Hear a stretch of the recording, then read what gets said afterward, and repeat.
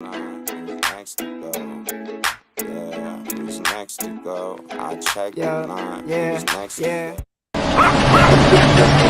Bondzee Live. Trippin With Bondzee on YouTube.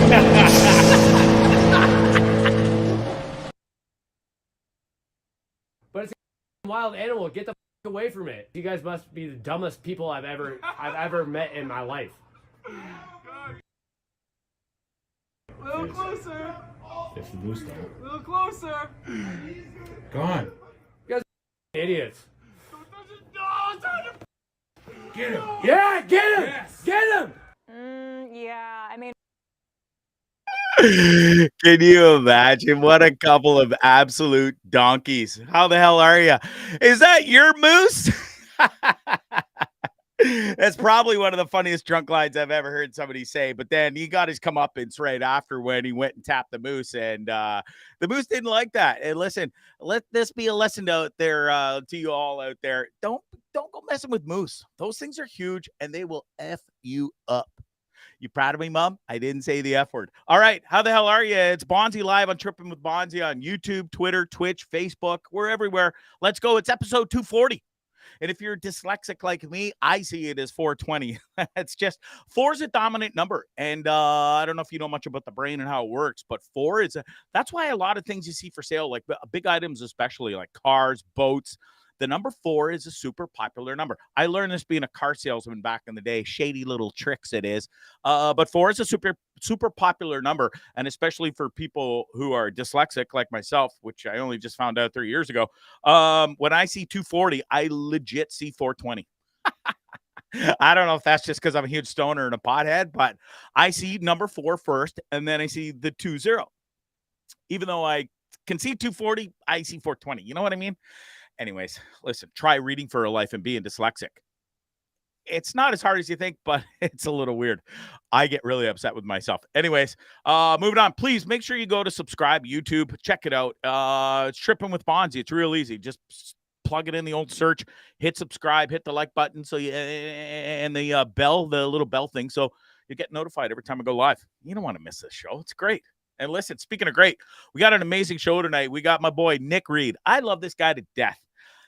I've never met a guy who loves baseball, has more passion for baseball. It's absolutely incredible. His wealth of knowledge and just the love of the game. And I always love having him on, especially baseball, but the kid knows he's a Green Bay Packers fan, so what's not to love? And he just loves sports in general. So listen, I'm really looking forward to talking to him. We'll talk some Blue Jays. We'll talk the new lineup. We'll talk the new stadium.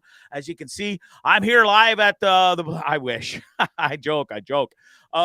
Sky Dome. I rarely call it Rogers Center. It'll always be Sky Dome to me. It's what it was when I started going there as a kid. We'd skip high school and we go, I think it was opening day was $5. So back in the day, and I'm dating myself here, I know, but 1987, 1988, 1989, we'd go every year in high school, starting in grade 9, and we'd skip school. We'd get on the go bus, which I think was like from Hamilton to Toronto or whatever. You'd get the bus and then the train. And it was cheap as chips, man. It really was. And then $5, like I said, to sit in the roof in the 500 level, and you just go and you'd have a good time with your buddies. And it was awesome. Anyway, opening day tomorrow. We're going to talk about that with Nick. We're going to talk about the changes to the stadium and the team. And let's go Jays, right? Home opener tomorrow night. Can't wait. All right. We got some great guests coming up too. Not just Nick tonight, but coming up, we've got oh man, it's a plethora of, it's a great lineup. We've got Paul Langlois has been confirmed for mid-May. I think it's May 15th. Don't quote me. I don't have a calendar in front of me. But Paul Langlois from the Tragically Hip has confirmed he's going to be on Bonzarelli's show. We've also got beautiful, two beautiful Canadian musicians. Miss Emily, love her to death, man. If you haven't seen her, go check her out on YouTube. Beautiful voice, just amazing musician. Go check her out. That's Miss Emily. And also the girl that I was supposed to have on in Nicaragua when the power went out and I lost the internet, Billy the Kid's coming back on, and that'll be within the next week or two as well. And also Guillaume Brodeur from the show Yukon Gold. Amazing show. This guy was a star of it. People love him. You'll love him too. And I can't wait to have him on the show. He's back up at the gold mines, still up in the Yukon. So we're just trying to nail down a time that works best for him. And we may end up having to pre-record that interview, but who cares? I just love to have him on. I got so many questions about the show. I got so many questions about what he, all the land and what he's up to in Nicaragua as well. And yes, Kel B, listen, it's funny you mentioned this right here. Longtime listener. I love you to death. She's like, and firefighters are still coming, I assume, LOL. Yes, they are. They are. Every time I do this show, I think about you and Paulaway every time, because I know you guys are waiting for the hot firefighters to come on. Listen, it's not at the top of my list to go calling up my buddies going, yeah, Mr. Fire, you got any hot buddies? I know you're not interested. You're not a social guy, but any of your coworkers hot and they want to come on my show for the female listeners? Anyways, I promise I will get some hot firefighters on here instead of 65-year-old firefighters, which I still think was the greatest joke ever. What else? Oh, we also got what's a band? Feral Minx out of Kitchener. They just played with Boston Levi this weekend, and I'm trying to get Boston Levi on. Great band out of Kingston. Great story too. The lead singer was ex-professional hockey player. Didn't work out, or he just decided to listen. Music's my bigger passion, and that's where we're at. And Boston Levi's a great band, and their mentor and their producer, and he's taken them under the wing, is Brett Emonts from the Glorious Sons. So, and he actually came up on stage this past weekend and played with Boston Levi. I almost said Feral Mix. Boston Levi. Maybe I'll play that video on Wednesday. It was super awesome for sure. Priorities, Kel says, for your listeners, Greg. Disc. Listen, I'm doing the best I can, okay? Lest you think this is my full-time job and I get paid huge amounts of dollars for this. I do not. I have a job that consumes my life right now. It has for a while since. Listen, I've been pretty blessed for 3 years. The pandemic is one of the greatest things that ever happened to me. I was just, living in Nicaragua, living in paradise, which wasn't terrible. But I was running a bar and I was working 14 hours a day and running around like a maniac. And now I'm just tranquilo, bro, chilling out. I just get to wake up, have a coffee, come downstairs to the old studio and start recording. I'm talking to this little thing right here, the old moneymaker. And this, the old moneymaker, who would have known that I would get paid to talk one day? Listen, I know I was on radio for a few years, but being on radio back in the 1990s, listen, the paychecks weren't ginormous. Believe me, right out of college college. So I'm making way more money now than I ever did on radio. That's for sure. But listen, I love it. And speaking of, before I get to the speaking stuff and what I've been doing and up to, let's get to, I think I named off all the guests that are coming up. If I missed anybody, listen, we'll get to them. All right. Don't you walk upstairs? Yes, right now I do. Listen, there is no sense in buying a house right now. And renting is off the charts too.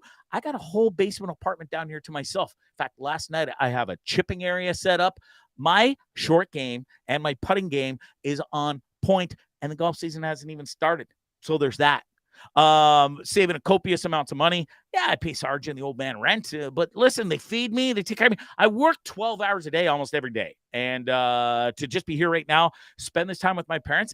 Listen, some people think, holy fuck, you are living with your parents at 49 years old, blah, blah, blah, and you sold your house, and what about the bus? Yes, I have all that, and I can do all that. And I'm doing it. I'm saving money hand over fist. And man, oh man, the time that's spent with my parents, you can't take that back. You really can't. Listen, I was gone for most of their lives. I moved out at 18. Then I moved up to Aurelia. I had kids super early. I lived in hockey rinks with my kids summer and winter. And, the only time I got to see my parents for 20 years, 17 years of marriage, was when they came up to visit me almost. So listen, it is what it is. Chicks, Chopper says. Sarge wouldn't even be upset if I brought a chick over here. She really wouldn't. Dude, you don't think I brought chicks over here my whole entire life? Before pre-marriage and living here from 16, 17, 18, 19. I lived here when I went to college in the same basement. I had a plethora of chicks over here, mister. And old Sarge is like, Gregory's. She was sort of like, you dirty pig, but she was a proud at the same time. Like, that's my boy. That's my boy. at least I wasn't friggin' some loser in the corner with dolls and stuffed toys and stuff and some weirdo. I actually had hot girls in Sarge's basement back in college, and well, not since I've been here, since I sold got back from the trip and not living in Nicaragua, and not on some crazy island, Gulf Island. Blow up dolls don't count. Yeah, you're right. Hey, well, listen, I don't need blow up dolls. And listen, girls are a deterrent. I love girls. I really, really, really do. But they are a deterrent for what I've been up to and what I'm doing. And I'm pretty happy with my life. I get to travel and go wherever I want, whenever I want, and do whatever I want. Could you imagine having a girlfriend hold you down from everything that I get to do? Listen, I'm not going to lie. I think, and a lot of my friends think, who are pretty jealous and stuff, and even my parents and my brothers think, I live a pretty good life. I don't do too bad. I love what I do. It's not even work. I bet you about it a lot, and I'm going to bet you about it in a minute again. But listen, to get to travel the world and do what I do and work wherever I want and golf whenever I want and take time off whenever I want, it's a pretty good life if you don't weaken. So says Gord Downey. So there's that. Done rambling. Listen, the show's brought to you by Carefree Camping Rentals. Absolutely love this company. Just started like a year ago. So my friend, she had stage 4 cancer, was not even supposed to survive. And then what does she do? She's not only survives, she starts a company whilst at home, bored during COVID and going through the chemo and all the stuff. It's called Carefree Camping Rentals. So here's how it works, folks. Maybe you're a city, you're from the Toronto, you're from the Hamilton, you're from, maybe London. It doesn't matter. You're in the big city. You don't have all the camping stuff, but you really want to go camping. You want to take maybe your girlfriend, maybe your kids, maybe you're a single father, maybe you got the whole family, who knows? But you can go and roast marshmallows on a lake in a tent with all the accoutrements, if you will. All you got to do is pay a small fee to this place right here, Carefree Camping Rentals. She's got everything: the tent, the sleeping bags, the chairs. If you need all the cooking, she's got absolutely everything you could think of for camping. No, she's not buying your food, you cheap fucks. You got to buy that yourself in the booze. But she got everything else, all right? Make sure you go check her out. She's online. It's www.carefreecampingrentals.com. She's also on Facebook. She's on Instagram. Hit her up. She'll definitely take good care of you. Such a wonderful company. I'm so proud to have her as a sponsor on this show. And speaking of proud, I'm so proud of this kid too. He's killing it, not only with his magic stuff, not only with his new music career. He's in Toronto. He's living in Toronto. He's taking acting classes.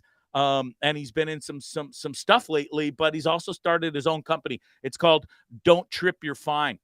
Amazing hoodies, amazing t-shirts, amazing toques, stickers, you name it, he's got it. Make sure you check him out. He's on Instagram at Don't Trip, You're Fine. And make sure you spell your right. It's Y-O-U with the apostrophe R-E. You spelling illiterate morons who don't even know the proper your spelling. Anyways, check him out. It's Don't Trip, You're Fine. Super proud of my boy. And listen, I was going to wear the hoodie tonight, but with the green screen behind me, unless you think I was actually at field level at Skydome, I am not. Wearing a green, I got the green, like this hoodie right here. I got this bad boy. And it just doesn't really look good on camera with the green on green. You know what I'm saying? Anyways, all right, that's the sponsors out of the way. We're 13 minutes in, and I just finished the sponsors. That's pretty good. All right, we got Nick coming up in a brief second. Let's just listen. I'm going to ramble and bitch about this book deal for a minute. I had a great Easter weekend. I hope you did too. I got to check on the comments here. Fuck them kids.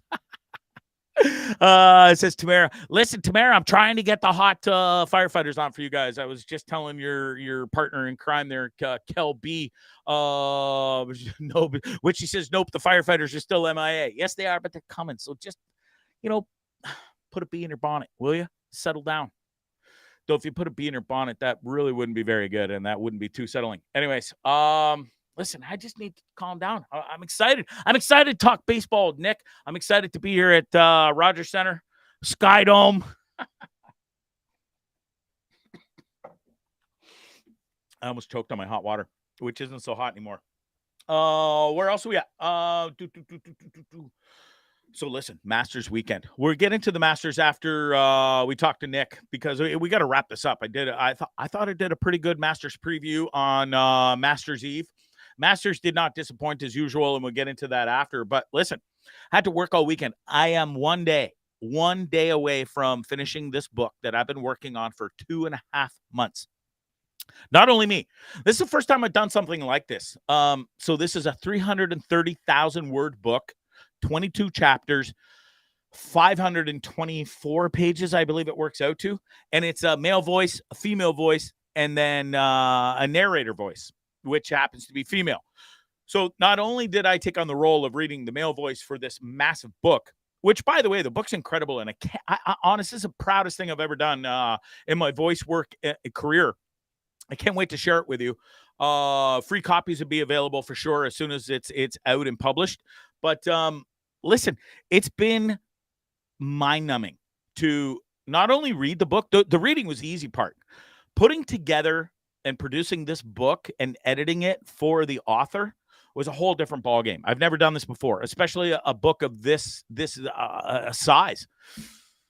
To sit there all day, every day, and put my voice, the narrator's voice, and the female's voice together in succession according to the script. You know what I mean? Anyways, good thing they're paying me super well.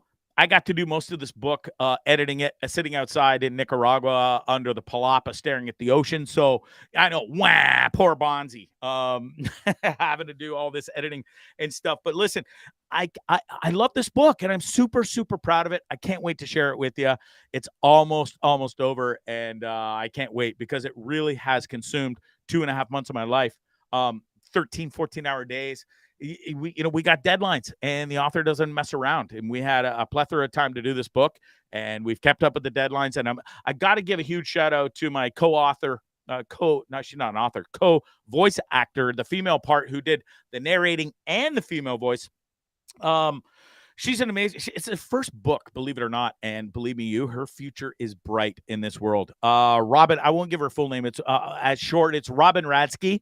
She got the voice of an angel. She killed this book. And I think between the two of us, this book is going to do extremely, extremely well. Amazing story about the old school Irish days, but also like business. And it's sort of an amalgamation of the Ireland in the 1850s, and then New York City of this giant corporation in the in present day. And it's a pretty special book, and I definitely can't wait to be done it. Listen, the weather here in Ontario is absolutely amazing. I got to edit the last chapter, or half of the last chapter, today outside in the sunshine. Tomorrow we'll be done. And then guess what? Old Bonzarelli's taking some fucking days off. Yes, I am. I've been working. I think I've worked every weekend for the past 3-4 months easily. I'm going golfing this week. The weather in Ontario is going to be 21, 22, 24, 23 all week. So we're getting 3 rounds in starting tomorrow. Wednesday, I'm playing with some boys in Kitchener. And then Friday, I'm playing back home at my childhood course. I can't wait. I know, poor Bondzee sitting here whining about reading a book and getting paid copious amounts of money to not only read the book, but edit it as well. Anyways, it's been amazing. Can't wait to share this book with you. It really is awesome. All right. Without further ado, let's get to it, because he's been waiting patiently, and the boy's busy. He's got exams coming up, and I can't wait to talk to him about it. Just getting to the notes here. I love having this guy on. He loves baseball, like I said at the top of the show, more than anyone I know. And he is the only guy I know on this entire planet who's been to every single baseball diamond major league park in North America. And you did it with your mom too, which is even cooler. That's right. How are you, man? Welcome. Nick Reed, everybody. I'm good, Bondzee. How are you? Thanks for having me. Open days, or home opener, actually is right around the corner, and I am just super excited. The last few days, it's been great having baseball on my screen, and the Masters as well. But really look forward to have the Jays back at the Dome. That's for sure. You bet. Listen, we'll start at the beginning. I'm doing great. Thanks for asking. It's always a pleasure to have you on, man. I love your knowledge of sports and your passion of sports. You're a huge Packers fan, huge Oh, yeah. golf fan. And listen, it's a great time of year, isn't it, Nick? We've got the Masters just happened this weekend, which is always the greatest week of sports in the year of the year. NHL playoffs are literally 4 or 5 days away. They're wrapping up the season. Baseball's in full swing now. We got 10 games under our belt, and it's just a good time of year, isn't it, bud? It really is. And as you know, baseball is I eat, sleep, and breathe baseball, but I am tapped into the other sports. And I do have to say that aside from maybe October, I think April is probably the best sports month. We just finished the finals of March Madness. We got That too. baseball opening days in swing, got basketball and hockey playoffs are ending, NFL drafts at the end of the month. We just had the Masters. And yeah, I mean, it just doesn't get better than this. So as a sports fan, I mean, I really can't get enough. And now with baseball teeing off and with the great weather we got, I mean, it really doesn't get much better than this as a sports fan. Yeah, it's pretty awesome. So you're up in London, Ontario. Listen, I got to thank you for taking the time to do this. You're in your first year of law school at Western. Congratulations, by the way. And Thank you're you. in your first year, and they say the first year is the toughest in law school.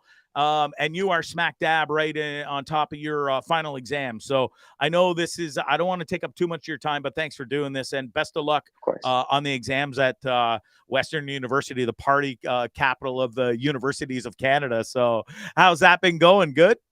I'm not sure if I'll comment on that part of it, but I mean, London's been great. I've really been enjoying school. It's something I'm super passionate about. So I've had a great time doing some sports law stuff here. So really been getting what I want out of it, and a lot of fun. Looking forward to be done exams. However, it's a tough time, but it just gets better from here. So yeah.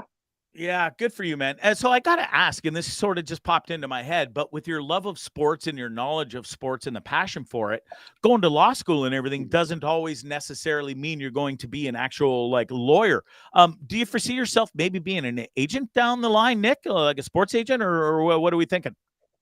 So I get that a lot, especially given my background of my sports background with my being in law school, and it certainly is a viable path having a sport management undergrad and a law degree afterwards, and something I've definitely considered.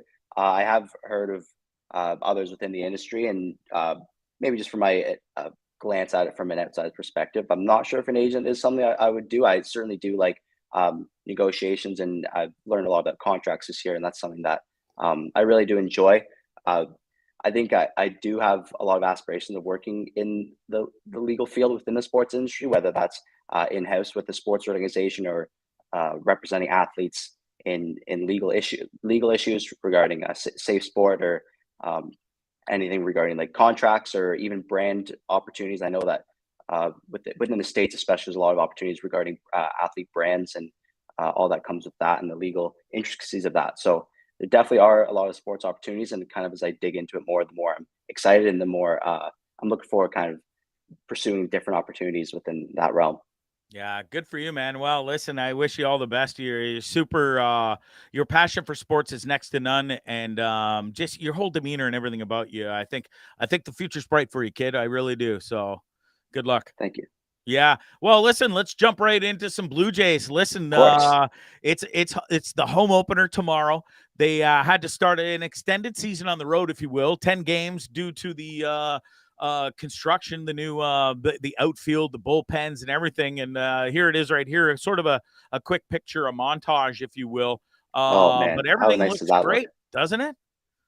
It sure does. And I mean, I've been looking forward to these renos for a while, and that's one of the reasons why this opening day, or this home opener, should I say, is one of the ones I've been looking forward to the most in recent years.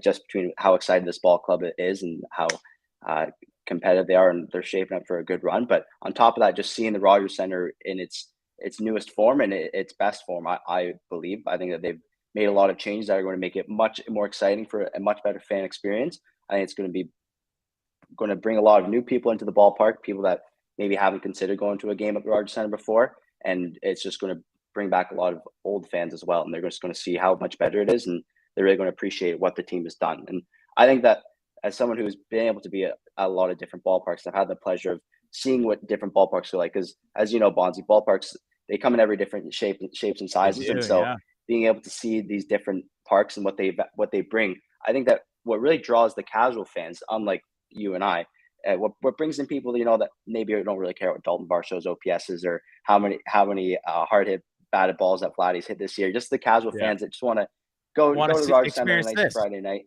Exactly, and I think that just the social settings and the atmospheres that the Jays are trying to encourage and facilitate with these new amenities, such as the outfield districts and the raised bullpens and all these new little restaurants and bars that are implemented within the stadium. I think it's going to go a long way at bringing in new fans and bring them in, maybe just for not only for the first time, but also bringing them back again, and realizing that, maybe I'm not too familiar with baseball, or I've just started watching baseball, and I got a great team on the field. But at the same time, I'm just enjoying having a nice time with some friends and enjoying a great atmosphere with a lot of other people. And it's just more of a social setting now. And I think that's really going to draw the attendance. And I'm looking forward to seeing if that does.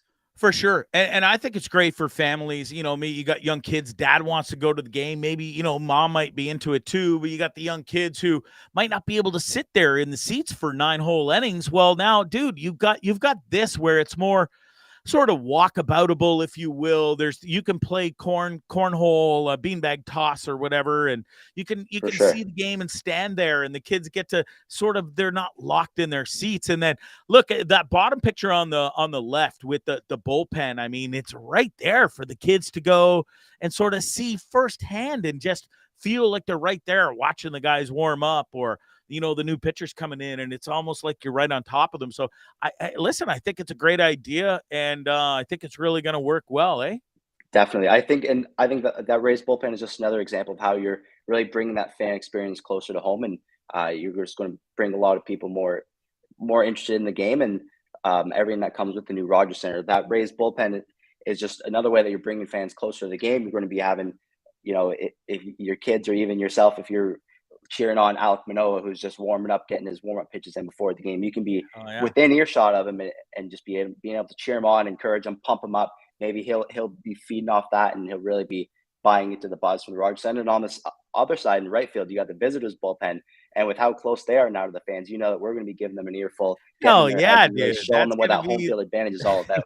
So that I'm really looking forward to. Additionally, one thing that I really enjoy about the new renovations is that in the outfield, that first row of the outfield seat level has been brought down right to the border of the wall. And so, home runs, we'd always be lost in that. It's a great thing to go sit out in the outfield and bring your glove and try and get a ball, Exactly. Now, every home run's going to be landing in the stands or the bullpen, whereas, I don't know, maybe 2/3 of all the home runs would be getting lost in that gap. So now fans are going to be right on that front edge of the wall, going to be even closer to the action than ever before. And I just think it's going to do great for the game and for the fan experience. Not only are you bringing fans closer to the game, but you're bringing more things to the fans that they want as part of that game experience. You have the outfield district, like you mentioned, where you've got the flight deck, but it's a revamped flight deck. You got this fantastic new bar and seating area for you to be able to chill with your friends and chat with the game going on.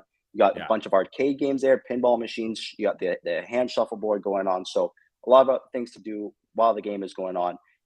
Baseball, and I'll get into this, baseball is speeding up this year, so there is bringing more action. But at the same time, what's great about baseball is that you can just enjoy the atmosphere and being able to watch with your friends and just have a good time with the game being on, if that's what you so please. So the revamped flight deck is going to be great at that. I'm looking forward to it. They got some great food there, including the Applewood smoked brisket nachos, which is definitely on my radar tomorrow. Additionally, you got the catch, which is just above those visitors bullpen in right field. It's another nice bar area. It's got some great sandwiches. You bring your glove there, because especially in batting practice, and those left-handed hitters like Dalton Varsho, Kevin Kiermaier, Kevin Biggio, Brandon Belt, they're going to be hitting home runs in that area. And so the catch is a great spot. I'm looking forward to checking that out. You got just above the catch, you got the Schneider's porch in 200 level right field, where you got some great new foods and new hot dog items in the concessions from the Schneider's people up there, including the poutine hot dog, which I'm definitely going to try it, bro. Heart attack on a bun, but still, dude, it looks to die for. See, I'm of the take where, I love greasy ballpark food that, it just adds up the calories, just clogs up the arteries. That's my style. And I've had a lot of different crazy hot dogs over the years. And my favorite Well, you've been to every stadium in North America, so I'm sure do you know off the top of your head, to sort of interrupt the conversation, who has the best ballpark Frank in all of baseball, dude? Is there somebody that stands out?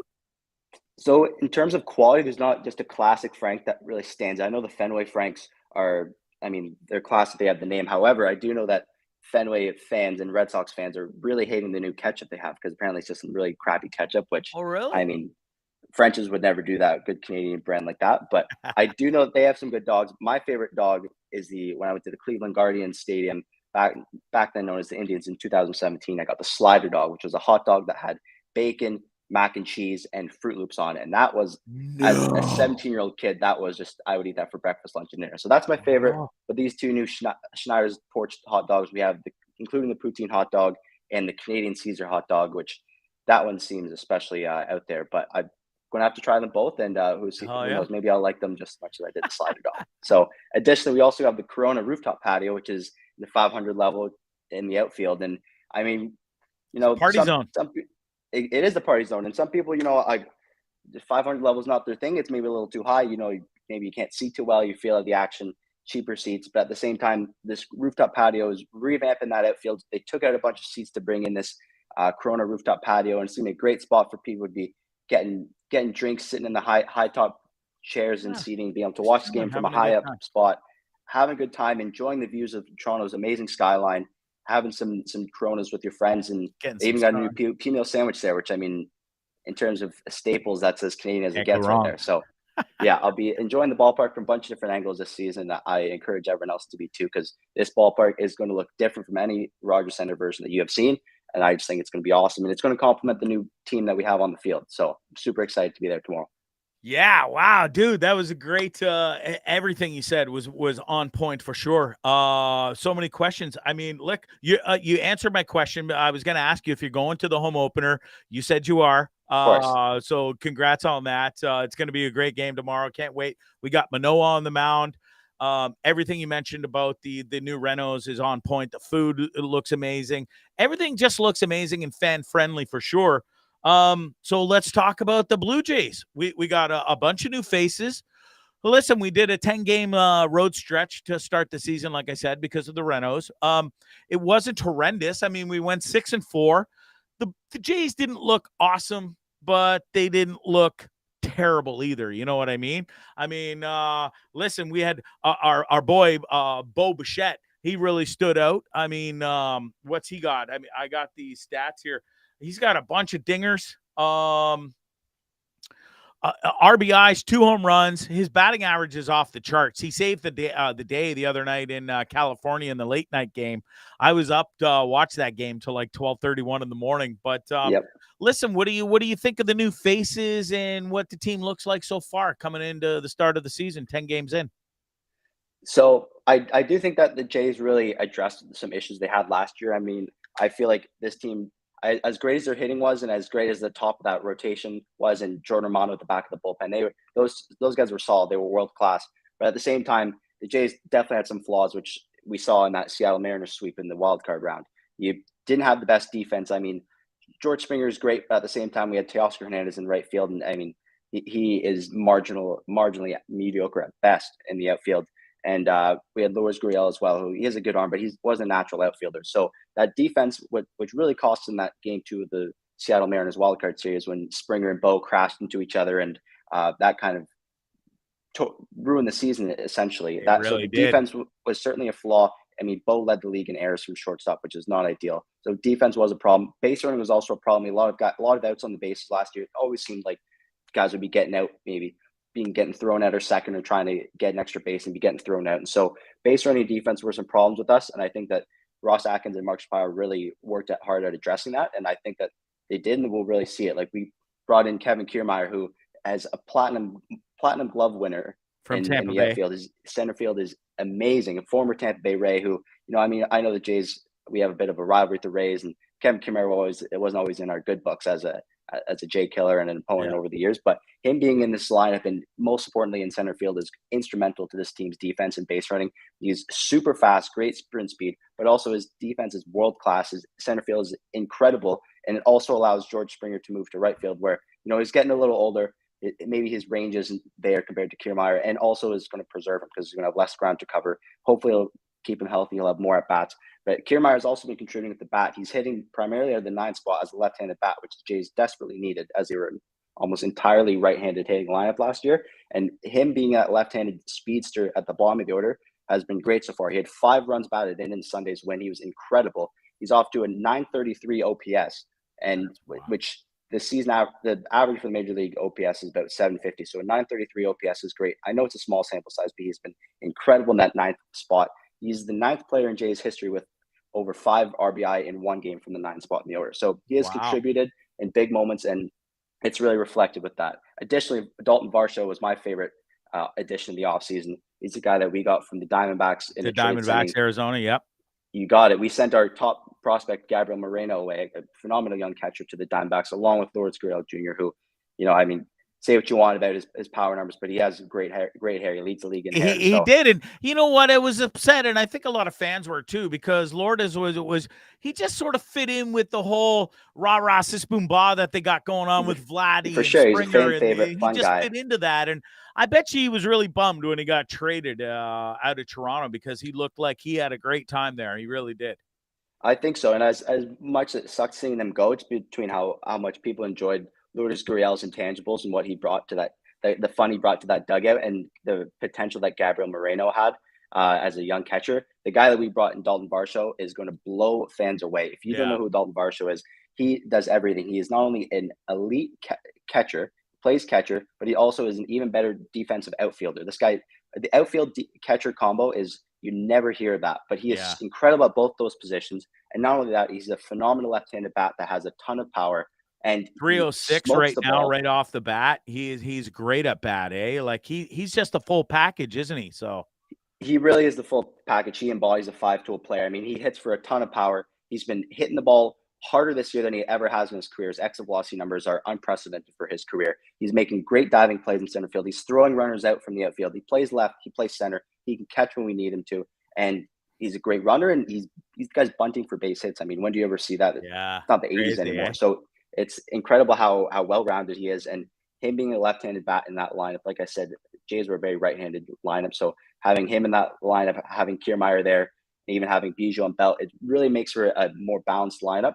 And I think that's really just going to add more depth to this offense. And Dalton Varsho, I can't speak highly enough about him. He's a great player, and I think that he's one of the many reasons why the Jays are going to be a threat this year in the AL East. For sure. Speaking of threats, Tampa Bay, Chopper's watching down in Florida. I love this guy. He's been a big fan of the show. Tampa Bay, dude, 10-0. That's unprecedented, isn't it? Like, holy shit, what a start. Yeah, Tampa has been great. I'm not going to lie. Winning 10 games in a row is incredible. But you got to look at the schedule they're playing. They've been playing the Washington Nationals, the Detroit Tigers, the Oakland Athletics. These teams are going to be fighting for the first overall pick in the draft next year. They are low, bottom tier. They are scraping the floor in terms of MLB caliber. And so I'm not too concerned. But I mean, the Rays, don't get me wrong, Rays always are great. They always outperform their payroll. They always outperform their expectations. But 10 wins against the bottom of the barrel, these teams that are fighting for lottery picks, I'm not worried about them as much as they seem. They've been off to a great start, and I will not deny that they might have the best pitching staff in the league. But when it comes to facing legit teams, come face the AL East, toughest division in baseball.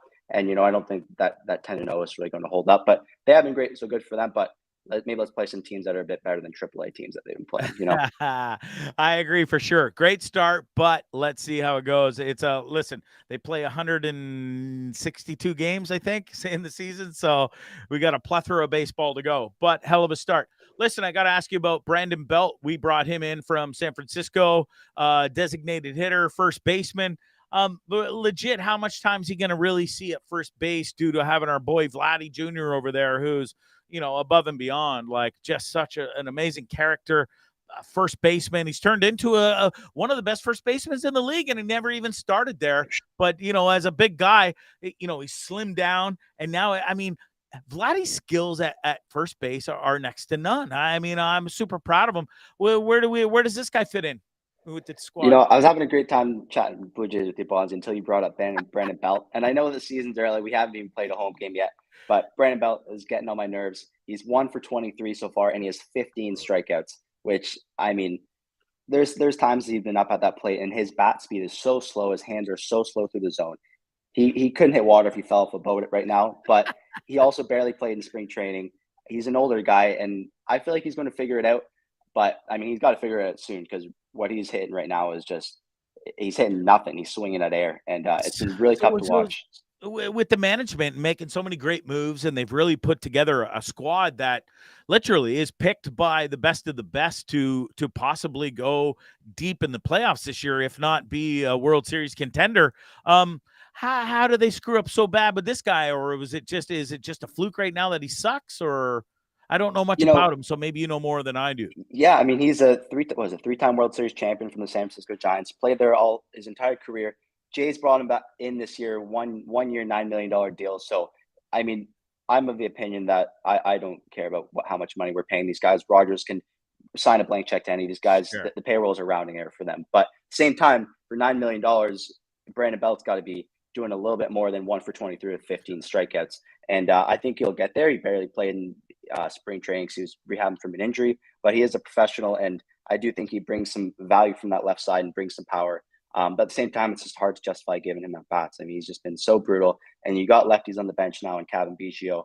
And Vlad, like you said, Vladdy's defense has been solid. He won a Gold Glove last year. It just shows you how far he's gone. I mean, he was a below average third baseman, and now he's winning Gold Gloves for the American League first base position. So Vladdy's been great. And at the same time, we have a lot of other potent bats on that bench that we can fill in that DH role. I mean, our catching tandem is one of the best in baseball between Danny Jansen and Alejandro Kirk. Yeah, so you can always slot one of them in at defense, or one of them in defensively at catcher, one of them at the DH, and you can have some confidence. You got Kevin Biggio, who is he has developed one of the best eyes and one of the best plate visions in all of baseball. He's incredible at drawing walks. I love him in the lineup because he gets on base, and having him in from the left side, like he isn't the powerful guy that we saw coming up through the minors, and he has reinvented himself in the sense that, sure, we don't see those eye-popping numbers, and he's not hitting bombs left, right, and center, but at the same time, he's drawing walks. He's doing great at getting on base for that top of the order. And so I do think that we have guys on the bench that really can fill that role, and hopefully Belt can come around, or the Jays front office might have. It can only go up from his stats right now, Nick. The way I sure hope so. But at the same time, the Jays have so much depth that I'm not too worried about it right now. I think the offense is going to be great. It's going to be one of the best in the league. I mean, we've seen it already so far. We got Vlad, Bo, and Chapman are in the top 3 of the American League in terms of base hits. Vlad and Chapman are the top 2 in all of baseball in hard hit balls, batted balls with an exit velocity above 95 miles an hour. And so they've been tearing the cover off the baseball. Chapman just won AL Player of the Week. And Chapman's been on fire, hasn't he? He sure has. I think his batting average right now is like 490 something, 475 with 14 ribbies and 2 dingers. That's pretty good for Chapman. I mean, he didn't have the best time at the plate last year. He wasn't terrible, but he's more of a defensive player. But his offensive numbers this year are great so far. Bo's killing it so far. Sure. Vladdy's 6 RBIs, batting 439. I know it's early and these averages won't stay that high, but it's still pretty good to come out hot. And it just goes to show that this team, Nick, if you will, has always had an amazing camaraderie since Vladdy's got there, and they've really come together. And they, I think if you ask or look around the league, guys are really starting to notice how much fun the Blue Jays have each and every game. But they're also playing really good baseball. And, I think this whole thing, Vladdy is he says he's not going anywhere, wants to be a Jay for life, right, Nick, which is amazing. And I think it helps, seeing these guys day in and day out singing in the dugout and having a good time and doing all their little antics. Listen, players are taking notice, and we're bringing in better ball players. And with Vladdy going nowhere and being so young and this team being so good, I think the future's bright for the squad, yeah? I for sure agree with that. And I think that you will notice a transition this year, Bondzee, in that, this team was known as the team that has the most fun in the dugout, and they're always goofing around, and they have the home run jacket and throwing seeds on each other. And big proponents of that were Teoscar and Gurriel and Vladdy. But I think since we've seen the transition from Charlie Montoyo to John Schneider, I think that this team is really leveled. They've really increased like the level of seriousness that they take this game. And Vlad's getting older, Bo's getting older. These guys are really starting to get their feel for the game, and they aren't so much. I mean, not to say that they aren't having fun, but I think that they are taking the game a bit more seriously, and they're a bit more dialed in terms of what they're worried about on the field. And so the Jays did announce, or I'm not sure they announced, but they are getting rid of the home run jacket this year. And I don't think we'll be seeing as much goofing around in the dugout, which as a fan, I'd love to see those guys just having a great time and dancing and all that. But I think that they really are prioritizing their on-field performance, and they brought a lot of veterans into the clubhouse. You know, Doug Mattingly is now a bench the coach, bench and coach. I mean, That's he's pretty he's awesome. all business. Great former player and a great leader, great voice to have. You got some other veterans that came in, like Brandon Belt, Kevin Kiermaier. These guys are all business. They're all about baseball. So I think this is really, we're going to see the Jays have turned a corner where they're really going to be dialed in and really focused. And you know, they're still going to have fun, and especially if they're winning, you always, everything goes great when you're winning. But they're really going to be focused about being out on the field. And you know, I hope that Vladdy's having a great time, and I hope that continues, because we have, I think, 3 more years of team control with him, and then we're going to start having to be thinking about signing him to a long-term deal. And it's a little concerning that the Jays haven't publicly released any information about him signing a long-term contract extension. That's something that a Jays fan should definitely be wanting, because you know, he's phenomenal. He's you know, he was born in Montreal. He's just been a phenomenal player for us, and so we want to be locked down as long as possible. I don't care how much they pay him. You can pay him $450 million for all that matters to me. Money. But yeah, exactly. The If we money. can lock him down, I'd love to have Bo locked down, and you know, even Manoah down the line. All these younger guys that are just such cornerstones for this team. Yeah. It'd be nice if the Jays could start negotiating some long-term extensions with them, because we want this young core locked down as long as we can. And I think it'd be better to do it as soon as possible. So, you know, it's an exciting team, a lot of great players, and you know, this can be a big year for them. And I think it's going, but especially the new rule change, it's gonna be exciting to see how they do. And I'm really bullish on their potential. For sure. I got a couple of quick points to get to before I let you go. The pitching I want to talk about, but the bases, the bigger bases. Does it really make a big deal in baseball, or what do you feel on that rule with the big bases? Just real quick. Right. So, I mean, they have tested the bigger bases in the minors, as they did with all the other rule changes, kind of just as a beta test, just to make sure that these new rules have been implemented and that they work out well. And you know, bigger base is intriguing. I'm looking forward to seeing how big they look in person. They are, I believe, 44% larger than normal, which, you know, it's pretty substantial, and it'll make it a little easier to get to the bases a few inches closer, whether you run to first or you know, steal in second. But I do think that the bases can make a difference in terms of stolen bases. I think that some of the rule change that MLB has implemented this year is going to encourage stolen base, and we've seen that already. There's been a large jump in stolen base attempts so far in this young season, and I think it's great, because I think really what MLB is wanting to achieve with these new rule changes, It's an just exciting more part of the game, action, stealing bases, more balls right, in Nick? play. Exactly, for sure. Yeah, sorry to cut you You're off. going to be seeing a lot of stolen bases, and I just think a lot more balls in play. You know, another rule they brought in is that they banned the shift, so you can only have 2 infielders on one side. Infielders have to have their feet on the dirt by the time the pitch is released, and I think that's going to help. I think we're going to see more base hits squeeze through. You're going to see the batting average in the league rise, because batting average last year in all of baseball was 243, which, you know, if you told baseball fans 20 years ago that was going to be the batting average overall of the major leagues, like, sure, batting average is as important as a stat as you make of it, but you know, we want to see more balls in play, we want to see more action, and you also want to see the games being quicker. So the third rule and final rule, which I think is most important in terms of the repercussions it'll have, is the pitch clock, for sure. It's making games so much I believe games have been speeding up around 20 minutes faster now than they are last year on average, which is making a difference. And you know, even as a fan, for me, like, Jays have had some longer games, like that opening day. They was that 10-9 barn burner against the Cardinals, which was, I loved every minute of it, but it was a little on the longer side in terms of today's standards. But games have been much faster than normal. I was just watching the Guardians Yankees game, and that game felt like it was done in 2 hours, and it was still a 3-2 game. It's a very entertaining ball game, but it's much quicker. And I think that's what baseball wants to market itself as more fast paced, and something that you can't really take your eyes off of. I'm interested to see how that translates to watching it in person, because, you know, for myself, I still feel like the games don't go as slow as it looks like on TV. And I will wonder if I have to really pay attention to every single pitch, and if that's a little harder in person. But I think it's great for the game, and we'll kind of see the repercussions it has on the play on the field. Yeah, I 100% agree with all the points, especially the pitch clock. I think it's the best thing baseball could have done. I mean, I know it can drag out. As a baseball, a huge fan like yourself, I don't mind it. It just, I was used to that pace, as were you, our whole life. And but now I sort of, you know, I've been watching the games, and it is better. It's like, well, yeah, like, let's just go. You know, enough of you grabbing your balls and licking your fingers and the hat and then your balls again. Let's just pitch the fucking ball to the plate, and let's just get this game going and keep it moving. Because listen, it's 2023, bro.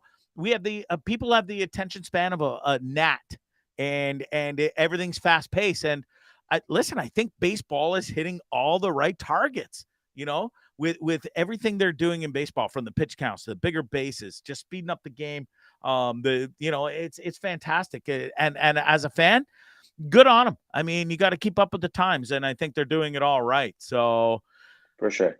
Much better product on the field, we'll see. We're not going to be, stalling because guys are like Nomar Garciaparra of the Red Sox. He steps out and takes 30 seconds to adjust his batting goals. yeah, Times. You're not seeing, dude, just get the fuck up there and hit the ball when it's pitched to you, and that's enough, okay? exactly. Come on. And you're not seeing pitchers stepping off and throwing the first 400 times before he even throws a single pitch with a runner on base. You're only allowed to make 2 pickoffs, or 2 disengagements, should I say, which are essentially pickoffs per bat. And I think it's going to make that also is going to increase stolen base. And I just think the product that they are going to be putting on that field is just going to be resoundingly better than what we've seen in years past, and less of that 3 true outcomes and just more baseball, which, baseball fans, that's all they want, right?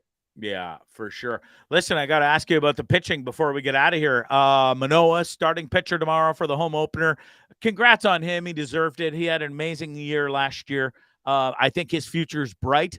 The rest of the pitching, Barrios hasn't done so good so far. His ERA is absolutely through the charts, an 0-2 start. But listen, the season is early. But what do you think about Manoah? Where's he going to go this year?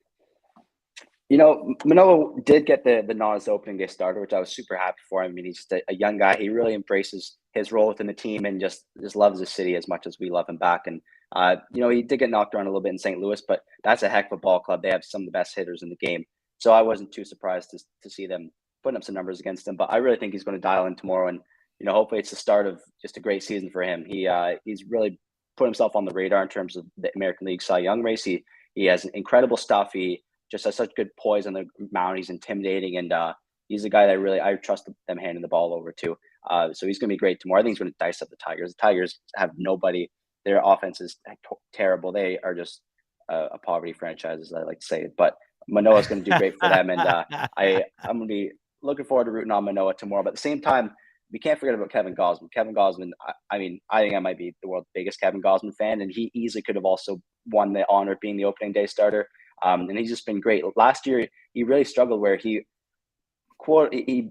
there's no definitive stat to show us, but he was definitely one of the unluckiest pitchers in all baseball last year. He had a batting average on balls in play number of over 360, which is just like so erratic, such an anomaly. And, he just got bad luck. Base hits were getting through. The Jays were playing shifts that just didn't align with his pitch style, which thankfully is going to be banned now. And Gausman's incredible. I think he's going to be in the Cy Young race, definitely near the top this year. His split, his fastball combo is incredible. He's already off to 12 innings pitched of zero earned runs. And, just those two at the top of the order, like you couldn't ask for a better 1-2 punch.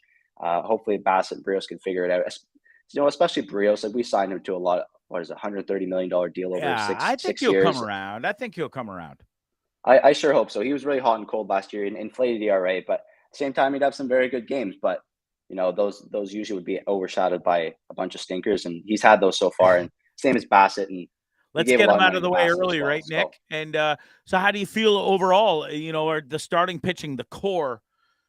Listen, the Blue Jays are picked to go far this year and like I said earlier, potentially be a World Series contender. Are we comfortable where we're at now with the starting rotation, or is there still maybe 1 or 2 holes? Barrios aside, I mean, we already just sort of beat him up. So, what do you think? Yeah, I mean, it's definitely early, and I'm hoping that Barrios and Bassett can improve. We've seen a bit of a mixed bag from Kikuchi so far. He had a great start in Kansas City, which, that's a very uninspiring lineup as well. But, he kind of got knocked down in Los Angeles. That's, again, the Angels are a tough team. They got the 2 best players in all baseball in Trippin and Ohtani. But if we can get at least 2 of Bassett, Barrios, and Kikuchi, if we can get them on their game and then them have productive seasons at the middle and back end of that rotation, I think that we can definitely have one of the best rotations in baseball, because Manoah and Gausman are automatic. I have zero doubts about them. But if we can get a resurgent year from Kikuchi, if we can get Barrios to pitch the way we knew he can pitch in Minnesota when we acquired him in 2021, I think we can be a great team. Bassett's, he's a veteran. He's struggling with the pitch calm and these new rules adjusting to that. But he's versatile. He's a great strikeout guy. He induces a lot of soft contact. So if he can figure it out, and one of those other 2 can, then I think we're gonna have a solid rotation. I'm a little worried about if, knock on wood, if one of those guys go down, because our AAA depth I don't think is great. We have Nate Pearson down there, who, I mean, he's one of the Jays' most heralded prospect for the last 4 or 5 years. He's just never been able to put it together, but now he's pitching in Buffalo, and he got top 99.8 yesterday miles an hour. So there's definitely some potential there for him. And Ricky Tiedemann, our Jays' #1 prospect, the left-handed pitcher in AA, he is incredible. I can't wait for him to be up, but he's just not quite ready yet. So as long as the pitching staff can stay healthy, and Pete Walker, the pitching coach, can work with those guys and kind of figure out what they need to do to adjust. It's still early, and they have a lot of time to figure it out. The bullpen, I certainly am a bit more concerned for. I mean, and that was a reason that Jays, they kind of faltered early last year, is that the best teams in the league, they always have great bullpens. The World Series, Astros, Phillies had 2 of the best bullpens in the league down the stretch. And, the Jays, I still don't know if they have those guys that I'm super confident about. They did bring in Eric Swanson this year, who we gave up Teoscar Hernandez to get him. But, Teoscar was in a contract year. And Eric Swanson, he's good. He has great peripherals. He induces soft contact. And I think he can be a great late inning guy. We always have Romano, who, aside from that slip up on Sunday against the Angels, he's solid, super reliable. Fans love him, and for good reason. But at the same time, I think that Jay's bullpen could make some changes there, make some improvements, and hopefully we do that before the deadline. And Tim Mays is great. He's the longest tenured Blue Jay we have on this team.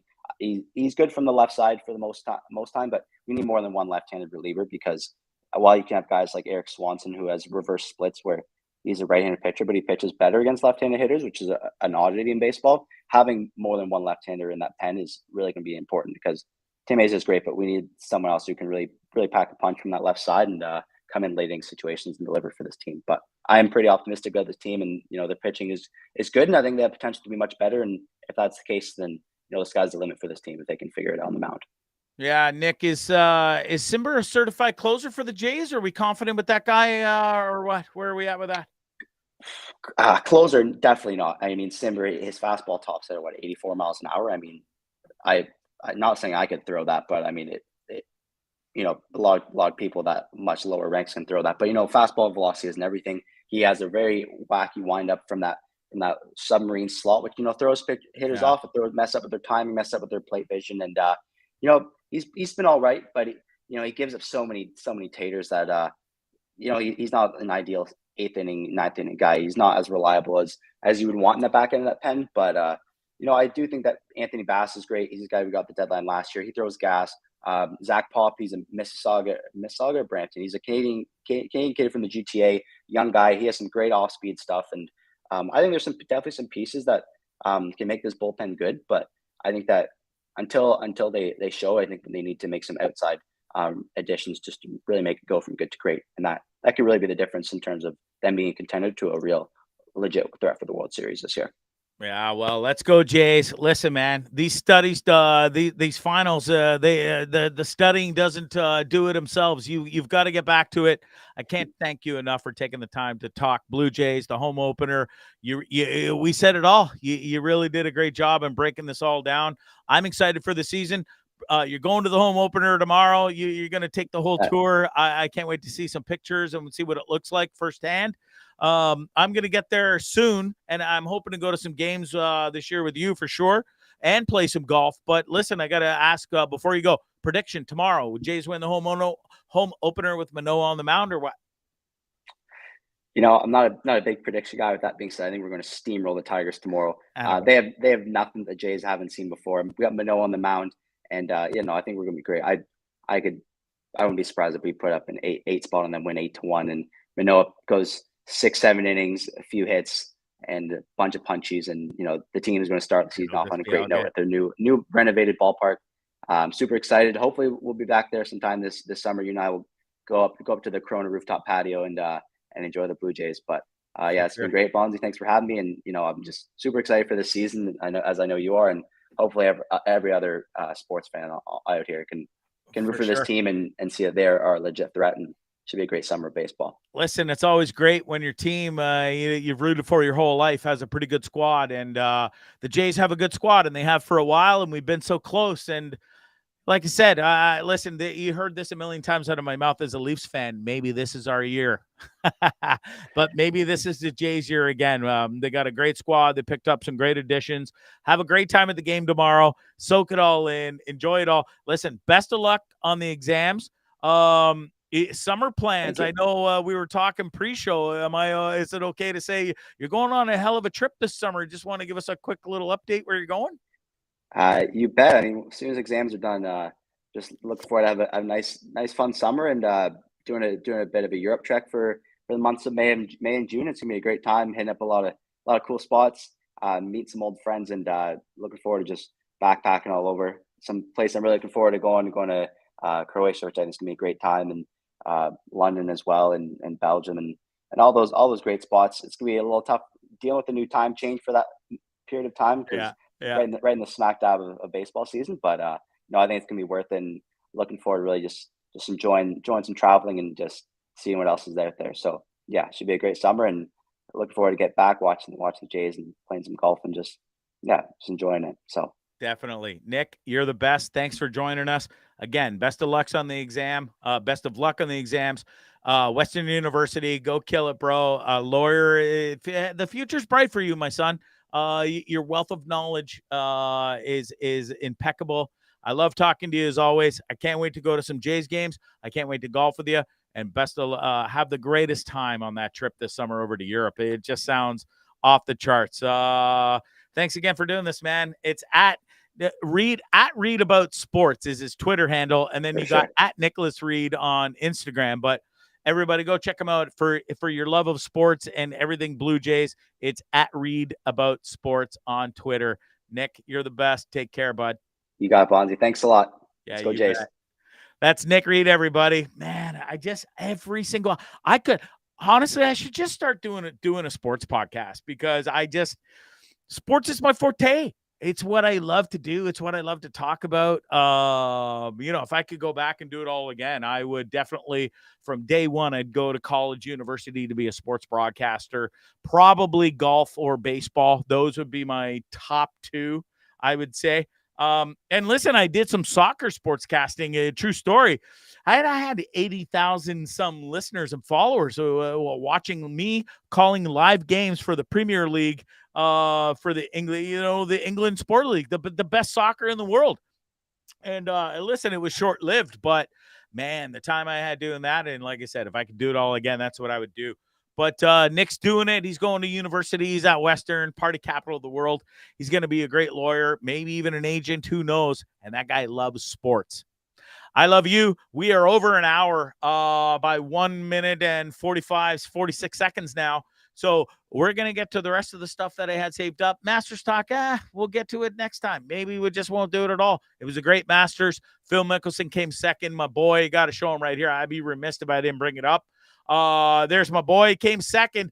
Nobody on this entire planet, including me, thought that would ever happen. Huge congratulations to John Rahm, who won the green jacket. Amazing how he won it on Sevi's birthday, the 4th month, 9th day. Sevi Ballesteros, one of the greatest golfers to play of all time, and a fellow Spaniard to John Rahm. Anyways, congrats to John Rahm. My boy Mickelson came second, and I don't know what's with the logos. It looks an awful lot familiar to the old Van Halen logos, but listen, good on Phil Mickelson for coming second. God, I love that guy. He looks a little sick, and he done fucked up. He did with his comments and sort of disappeared for a long time. I certainly didn't see him coming second in the Masters, nor did anybody else, but he did, by golly gee. Anyways, we'll get to the rest of the crazy stories that I had lined up. Can't thank you enough, everybody, for listening, watching. Oh, Tiger, yeah, my buddy Chopper here just said Tiger. Listen, tough week for Tiger. Started okay. The weather was nice Thursday. The weather was nice sort of Friday morning, mid-afternoon, and then it just went Friday afternoon. And Saturday at the Masters was a complete washout, miserable conditions, freezing cold. Certainly didn't do well for Tiger's leg. And then he had to withdraw on Sunday, sadly, because of He says plantar fasciitis. He brought that up again and he used an old excuse. I just think, and I don't blame him for 1 second, man, because he was so far out of it. He wasn't going to win. And listen, I would rather have Tiger withdraw and say, fuck you to Masters Sunday. Listen, I'm not in it. I don't think we have too many Masters left with Tiger Woods. The course is the demanding walk, the undulations. And I mean, his leg is just butchered to shit. He had to pull out of the PGA Championship in 2022. We just found out today. Somebody came, I can't remember who it is, came forward and said that Tiger pulled out in 2022 of the last major because the screws that are holding his leg together were literally coming out of his skin. Anyways, we love Tiger. He brings the ratings. We love watching him play. I know some people are sick and tired of the Tiger coverage and this and this. I'm not one of them. And 98%, I would say, of the rest of the golf fans out there who love golf and love just seeing Tiger play, well, I want them to see him play for as long as we can. And I'm not so sure we're going to see Tiger play too many more Masters, especially if the weather continues like that or the old climate change. I don't know what that was going on. It was Tiger on Thursday was in a white golf shirt that was absolutely clung to his body. It was soaked with sweat. The humidity was out of control. And then 2 days later, they're all wearing toques and gloves in the rain. It was an amazing Masters. They managed to pull it off. Good on them. Anyways, that's it. That's all. We're 5 minutes over the time now. And anyways, thanks everybody for watching. Chopper says he should have gone to live. Listen, 200 million. No, what it was even more than that. That was what Phil Mickelson got. They offered Tiger like insane amounts of money to go to live. It would never happen. It will never happen. Tiger Woods is the PGA. Rory McIlroy is the PGA. And you got guys like Justin Thomas, Jordan Spieth. Listen, the PGA is what it is. I'll tell you what though, and as much as I love golf and I love every golfer, I don't care if you went to live or defected or this or that. I want to see good golf. Competition's okay. And you know what? The PGA got too compliant and were too comfortable and let the big players not play as many tournaments, and the purses weren't as big. And all of a sudden Liv comes along and now you got all the big guys playing in a lot more tournaments and you're paying them a lot more money and having all these more incentives all of a sudden because Liv comes along. So, you got your pee-pee smacked by the Saudi Arabians with all their money and Greg Norman, who's been trying to do this for years. And, good on the Liv and the Normans for putting a fire under PGA's ass, and changing rules. Phil Mickelson's been trying to do it forever. Their number 2 guy, the face of golf forever. He has been a proponent of this, trying to get them to change forever. And there's like, no. And then they all leave. And, not all of them, but a lot of them do, and go to live. And guess what? All of a sudden, PGA fucking totally turned their whole entire tour and their business plan around just like that. It's amazing how all that money showed up all of a sudden, isn't it? Anyways, it's a topic for another time. What a great show. I had the best time talking to Nick. I had the best time talking to you. We'll get to the rest of the stories and stuff another time. It's great. It was another Bondzee Live, Trippin With Bondzee on YouTube. Listen, this show is brought to you by Scramble Golf. That's Scramble Clothing. Go to www.scrambleclothing.com. These guys have the most amazing beachwear, surfwear, and golf wear. The owner of the company loves all 3 of those, so he decided to put it all together. You can look as cool as this. Look, I that's my favorite, probably light, thin t-shirt, like long sleeve t-shirt style, if you will, hoodie. You got the hat. Listen, they've got everything. They got amazing boardies. They got bikinis. They got it all. Child's wear, kids wear, women's wear, and men's wear. Check them out. Scramble Clothing, scrambleclothing.com. Go check them out for sure. All right. Paul Langlois from The Hip coming up soon. Plus, we got Guillaume Bordure from the hit TV show Yukon Gold coming up soon. Miss Emily, Farrell Minks. A lot of great guests coming up. It's me. It's Bondzee. It's Bondzee Live, Trippin With Bondzee on YouTube. We are not live from Sky Dome, Rogers Center, whatever the hell you want to call it. It's time to go. It's past my bedtime. I love you, and I love you, and you too. Adios. We'll see you Wednesday. Bye. What was that? That was very strange. It was very weird. Peculiar. It was kind of amusing. Yes, it was rather funny. It was incredibly funny. I loved it. Hilarious. Wonderful.